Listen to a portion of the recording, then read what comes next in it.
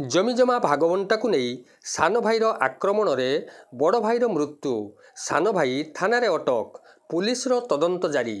ଏଭଳି ଘଟଣା ଘଟିଛି ବାଲେଶ୍ୱର ଜିଲ୍ଲା ରାଇବଣିଆ ଥାନା ବଣକାଟି ଗାଁରେ। ସୂଚନା ଅନୁଯାୟୀ ଗାଁର ସ୍ୱର୍ଗତ ନିତାଇ ସିଂଙ୍କ ସାନ ପୁଅ ଅଭିରାମ ସିଂ ଓ ବଡ଼ ଭାଇ ଖୁଦିରାମ ସିଂଙ୍କ ମଧ୍ୟରେ ପୂର୍ବରୁ ଜମି ଭାଗବଣ୍ଟାକୁ ନେଇ ବାଦବିବାଦ ଲାଗି ରହିଥିଲା।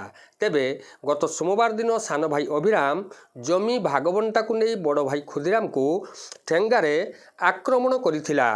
ଏହି ଆକ୍ରମଣରେ ଖୁଦିରାମ ଗୁରୁତର ହେବାରୁ ତାଙ୍କୁ ପ୍ରଥମେ ହାତୀଗଡ଼ ହସ୍ପିଟାଲ ତାପରେ ବାରିପଦା ଉପରେ ଅଧିକ ଗୁରୁତର ହେବାରୁ କଟକ ସ୍ଥାନାନ୍ତରିତ କରାଯାଇଥିଲା।